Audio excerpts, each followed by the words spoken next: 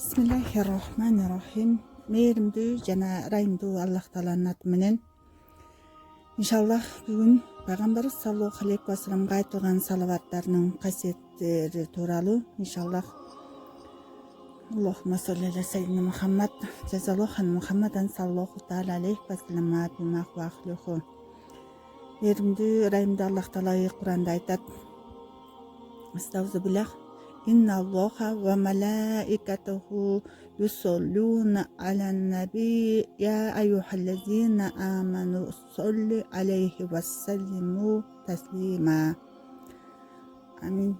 Аллахым маанисинде акыйкатта Аллахым жана анын периштелери Аллах Таала Куранда айтат: акыйкатта Аллах жана анын периштелери пайгамбарга салават жана салам айтышат. О ыйман келтиргендер, силер да ага пайгамбарга салам салават айткыла деп Асхаб сүрөсү 56 аятта Аллах Таала Куранда буйруп жатат. Аллахумма солли аля сайидина Мухаммад жазаллаху Мухаммадан саллаллаху таала алейхи ва саллама бимах ва ахлуху. Амин я архамар рахимин. Ya Allah'ım Rabbi zidni ilmen nafi'an rizqan tayyiban ve amelen muttaqabbalan. Rabbi shrah li sadri ve yassir li amri wahlul 'uqdatan min lisani yafqahu qawli. Rabbi yassir ve la tasrif bitan bil khair. Amin. Allahumma salli ala sayyidina Muhammad. Biz musulmandarda Пайгамбарыбыз саллаллаху алейхи ва салламга салават жана салам айтышыбыз керек. Себеби жогоруда айтылган ушул аяттар бизге ушуну буйруп жатат. Ошондой эле Пайгамбарыбыз саллаллаху алейхи ва саллам бир канча хадистерде ушундай деген: Ким мен үчүн бир жолу салават айтса, Аллах ага ондогон рахматтарын жаадырат. Аллахумма солли аля сайидина Мухаммад. Момундардын мага эң жакыны кыямат күнүндө көп салават айткандар. Мага салават жана саламдарды айткыла. Аллах дагы сизге салават жана саламдарды айтсын. Башкача айтканда, сиздерге рахмат кылып жана күнөөңөрдү кечирсин деп Аллахтан Пайгамбарыбыз саллаллаху алейхи ва саллам хадисинде айтып жатат. Жазаллаху Мухаммадан саллаллаху таала алейхи ва саллама бимах ва ахлуху. Ким Пайгамбарыбыз саллаллаху алейхи ва саллам айтат: Ким улуу Аллахка ынанган жана ыраазы болгон абалда жакындашууну кааласа, мага көп салават айтсын. Аллахумма солли аля сайидина Мухаммад жазаллаху Мухаммадан саллаллаху таала алейхи ва саллама бимах ва ахлуху. Ким мага бир жолу салават айтса, Аллах Таала ал инсанга 10 жолу рахмат көрсөтөт жана аны 10 даража көтөрөт. Ошону менен бирге сооп дептерине 10 сооп жасалат. Аллахумма солли аля сайидина Мухаммад. О үмөтүм, мага салават айткыла. Ошол айткан салаваттарыңар силерге тазалык жана береке болот. Аллахумма солли ва саллим ва барик алейх. Аллахумма солли аля сайидина Мухаммад. Аллахтын Расулу Мухаммад Мустафа саллаллаху алейхи ва салламга салават айтышыңар бир кулду азат этүүдөн да жакшыраак жана сооптураак. О үмөтүм, жума күндөрү мага көп салават айткыла, себеби үмөтүмдүн жума күнү айткан салаваттары мага туура түз жеткирилет деп Пайгамбарыбыз саллаллаху алейхи ва саллам хадисте айтып жатат. Аллахумма солли аля сайидина Мухаммад. Аллахумма солли ва саллим ва барик алейх. Алла Тааланын бир тайпа периштелери бар. Алар үмөттөрүм айткан салаваттарды мага жеткизип турат деп Пайгамбарыбыз саллаллаху алейхи ва саллам айтат. Аллахумма солли аля сайидина Мухаммад. Үмөттөрүмдөн Пайгамбарыбыз саллаллаху алейхи ва саллам айтат: Үмөттөрүмдөн бир киши мага салават айтса, Аллах менин рухумду жандандырат, мен ага алик аламын. Аллахумма солли аля сайидина Мухаммад. Үмөттөрүмдүн биринин иши жүрүшпөй калса, мага көп салават айтсын. Ошондо мага айткан салаваты аркылуу түрдүү кайгыларын, кыйынчылыктарын, башына түшкөн өлүм, оор иштерин бир жактуу кылып, рызкысын дагы да көбөйттүрөт, иштерин сонун кылып акырына жеткизет. Elhamdülillah Peygamber sallallahu aleyhi ve sellem aytat Allahümme salli ala seyyidina Muhammed Cezallahu anhu Muhammeden sallallahu teala aleyhi ve sellem bima huve ahluhu. Ümmetlerimdin birinin işi жүрүшпөй kalsa, maga köp salavat aytsın. Ошондо мага айткан салаваты аркылуу түрдүү кайгыларын, кыйынчылыктарын, башына түшкөн өлүм, оор иштерин бир жактуу кылып, рызкысын дагы да көбөйттүрөт, иштерин сонун кылып акырына жеткизет деп Пайгамбар саллаллаху алейхи ва саллям айтып жатат. Аллахумма солли аля сейдина Мухаммад. Аллахумма солли ва саллим ва барик алейх. Риваяттарга караганда улуу арштын дубалдарында ушундай жазылган. Улуу хак менин сүйүмө дуушар татыктуу болгон инсанды рахматыма көмүп саламын. Менден эмне кааласа каалаганын беремин. Бир кулум Хабибим Мухаммад саллаллаху алейхи ва салламга салават айтып, мага жакын болууну кааласа, ал кулумдун күнөөлөрү деңиздин көбүктөрүнчөлүк көп болсо да аны кечиремин. Үммөтүмдөн бир инсан жума күнү мен үчүн 100 жолу салават айтса, кыямат күнү ошол айткан салаваты ал инсан менен бирге нур болгон абалда келтирилет. Ошол нур Аллах Таала тарабынан жаратылгандарга бөлүнүп берилсе да баарына бирдей жетет. Үммөтүмдөн бир инсан жума күнү мен үчүн 100 жолу салават айтса, анын 80 жылдык күнөөлөрү кечирилет. Аллахумма солли аля сейдина Мухаммад. Кимде ким мага күндө 100 жолу салават айтса, Алла Таала акырет иштери менен байланыштуу 70 жетин дүйнө иштери менен байланыштуу 30 түрдүү кажетин бүтүрөт. Аллахумма солли аля сейдина Мухаммад. Ким мен үчүн күндө 1000 жолу салават айтса, бейиштеги орду көрсөтүлбөстөн өлбөйт. Саллаллаху алейхи ва саллям. Ким мага таңда 10 жолу, күн батып баратканда 10 жолу салават айтса, кыямат күнү шафаатыма ылайык болот. Ким мен үчүн 1 жолу салават айтса, Аллах Таалага 1 керот сообуну жазат. Керот болсо Ухуд тоосу сыяктуу. Аллахумма солли аля сейдина Мухаммад. О үммөтүм, кай жерде болсоң да мага салават салам айт. Себеби сиздин айткан салаватыңыз мага жетип турат. Аллахумма солли аля сейдина Мухаммад. Жазаллаху анху Мухаммадан саллаллаху таала алейхи ва саллям бима хуа ахлуху. Абу Масуд Бадри радиаллаху анху риваят кылат. Саад ибн Убада менен отурганыбызда Расулуллах саллаллаху алейхи ва саллям алдыбызга келди. Башир ибн Саад пайгамбарыбыздан саллаллаху алейхи ва саллям: "О Алланын элчиси, Аллах Таала сизге айтышыбызды буйруган салават кандай окулат?" деп сурады. Расулуллах саллаллаху алейхи ва саллям: "Аллахумма солли аля Мухаммадин ва аля али Мухаммад, кама солайта аля Ибрахима ва аля али Ибрахим, иннака хамидун маджид. Аллахумма барик аля Мухаммадин ва аля али Мухаммад, кама баракта аля Ибрахима ва аля али Ибрахим, иннака хамидун маджид." Маниси: Аллахым Мухаммад саллаллаху алейхи ва салламга жана анын үй бүлөсүнө рахмат кылгын. Ибрахим алейхиссаламга жана анын үй бүлөсүнө рахмат кылганыңдай, албетте сен макталуучу улуусуң. Аллахым Мухаммад саллаллаху алейхи ва салламга жана анын үй бүлөсүнө береке бер. Ибрахим алейхиссаламга жана анын үй бүлөсүнө береке бергениңдей, албетте сен макталуучу улуу затсың. Амин я архамар рахимин. Аллахумма солли аля сейдина Мухаммад саллаллаху алейхи ва саллям.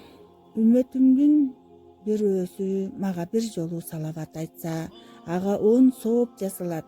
Ошол дептеринен 10 күнөөсү кечирилет. Үммөтүмдөн пайгамбарыбыз саллаллаху алейхи ва саллям айтат: "Үммөтүмдөн бир инсан жазган китебинде мага салават жазса, ал китепте атым калганча периштелер ага истигфар айтышат. Башкача айтканда ал инсанды кечире көр деп Аллахка жалбарышат. Үммөтүмдөн бир инсан өзүнүн Аллахтын каалоосу болсо, анын расулуна салават айтсын. Аллахумма солли аля сайидина Мухаммад. Андан соң каалаган нерсесин сурасын жана ага Азирети Мухаммад саллаллаху алейхи ва салламга салават айткан абалда дубасын бүтүрсүн. Аллах Таалага эки салаватты кабыл кылып, ортосундагы дубаны кабыл кылбай коюу туура келбейт. Аллахумма солли аля сайидина Мухаммад. Я архамар рахимин. Allahumma nawwir qulubana bi hurmatil Qur'an wa yassir umurana bi barakatil Qur'an washrah sudurana bi inayatil Qur'an hawlana saqratil maut bi sharafil Qur'an saqil mizanna yawmal qiyamati bi azamatil Qur'an innaka antal hanan manan ya zal jalali wal ikram bi rahmatika arhamar rahimin. Alhamdulillahi rabbil alamin. Amin. Allahumma salli ala sayyidina Muhammad jazallahu an Muhammadan sallallahu ta'ala alayhi wa sallam nabi mahfuqu. Amin. Жогоруда жаңы айтылды, эки салаваттын ортосунда дуба кабыл кылынат.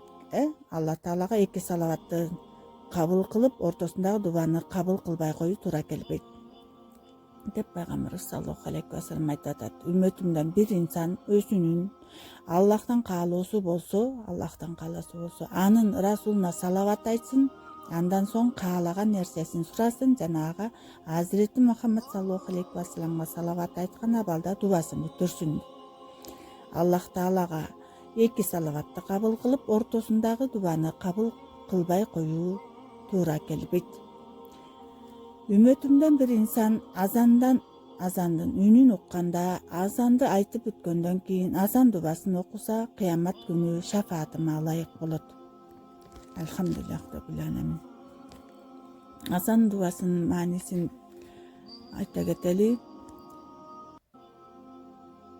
O Allah ушул толук даваттын жана тургузулган намаздын Роббысы Мухаммад саллаллаху алейхи ва салламга бейиштеги орун жана артыкчылыкты жогорку даражаны бер.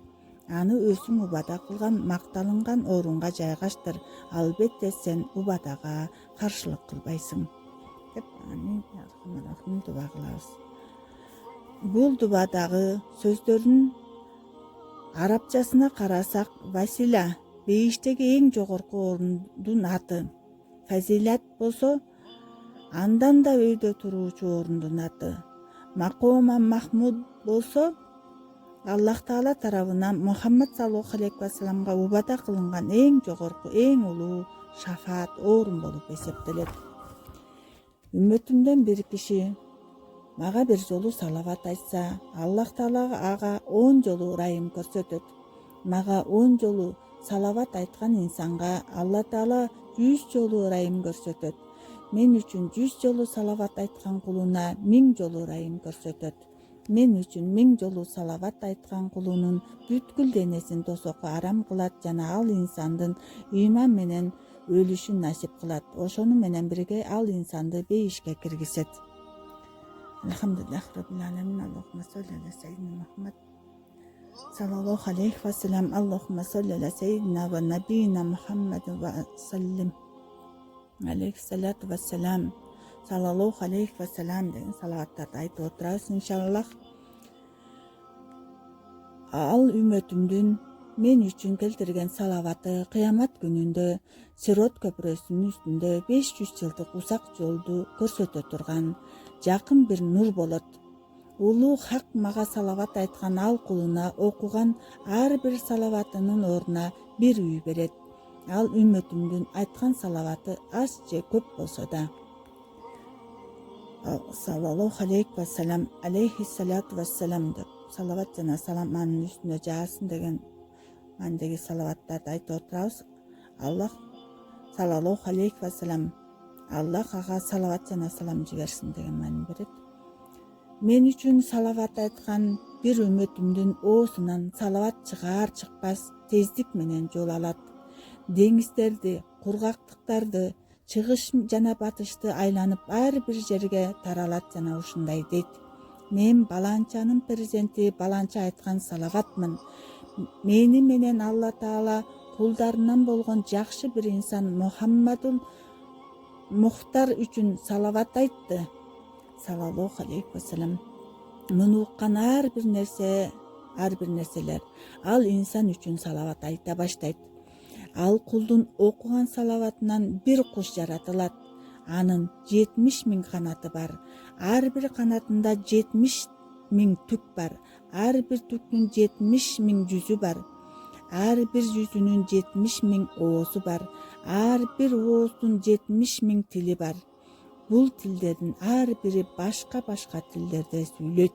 Булардын баары улуу хакка тасбих айтып, аны зикир кылышат. Ал зикир жана тасбихтердин бүткүл сообу ушул салаватты айткан инсан үчүн жасалат. Алхамдулиллах роббил аламин. Саллаллаху алейхи вассалам. Алейхи салату вассалам. Аллахумма солли аля сайидина ва набийина Мухаммад ва саллим. Архамар рахим жазаллаху Мухаммадан саллаллаху алейхи вассалам бима ахлухум. Пайгамбарыбыз саллаллаху алейхи вассаламга айтылган салаваттардын өкүмү 4 даражада болот. Биринчи парыз, экинчи важип, үчүнчү сүннөт, төртүнчү мустахаб. Биринчи парыз салават Аллахтын Асхаб сүрөсүндөгү аят окулганда айтыла турган салават. Эң жогоруда башталганда окулду. Пайгамбар Аллах Таала Куранда айтты. Салаватка айтуубузга өкүм берип, буйрук берип. Демек, ал салаватты укканда парыз болот экен, ар бирибизге. Эмнекен Асхаб сүрөсүндөгү аят окулганда айтыла турган салават. Парыз салават кайсы экен? Аллахтын Асхаб сүрөсүндөгү аят окулганда айтыла турган салават. Экинчи важип болгон салават Расулуллах саллаллаху алейхи вассаламдын аты зикир кылынган убакта айтыла турган салават. Расулуллах саллаллаху алейхи вассаламдын аты ысымы зикир кылынганда төмөнкү кыска салаваттардын бирин айтуубуз болот. Мисалы үчүн саллаллаху алейхи вассалам мааниси Аллах ага салават жана салам жиберсин. Алейхи салату вассалам салават мааниси салават жана салам анын үстүнө жаасын. Аллахумма солли аля сайидина ва набийина Мухаммад ва саллим мааниси. Амин. Аллахым биздин пайгамбарыбыз Мухаммад саллаллаху алейхи вассаламга салават жана салам жибергин. Алейхи салам, салам анын үстүнө жаасын деген салаваттарды айтат экенбиз.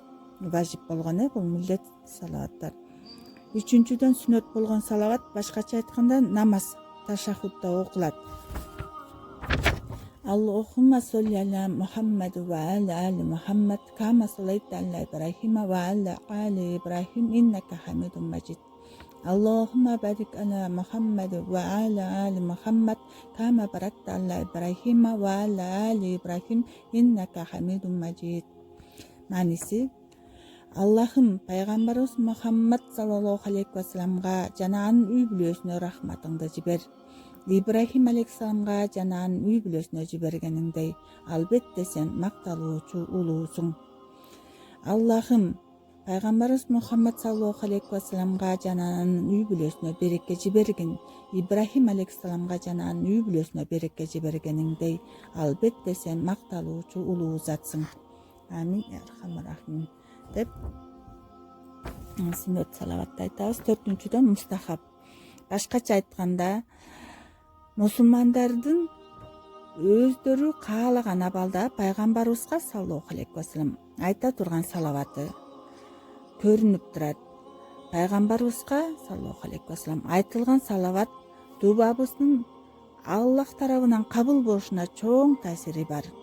Дубасы кабыл болушун каалаган ар бир мусулман пайгамбарыбыз саллаллаху алейхи вассаламга салават жана салам айтсын. Пайгамбарыбыз саллаллаху алейхи вассалам ушундай деген: кимдин жанында атым тилге алынса да, бирок мага салават айтпаса, ага өзү пушайман болсун. Чыныгы ичи тар инсандын жанында ысымым айтылган убакыт мага салават айтпайт. Жанында ысымым тилге алынса да, бирок мага салават айтпаган инсандын муруну жерге сүрүлсүн. Пайгамбарыбыз саллаллаху алейхи вассалам айтып атат: ким мага салават айтууну унутса, бейиштин жолун унуткан болот. Аллах эле сактаган болсун. Аллахумма солли аля сайидина Мухаммад. Бир инсандын жанында атым тилге алынса да, мага салават айтпаса, мага оордук келтирген болот деп пайгамбарыбыз саллаллаху алейхи вассалам эскертип атат.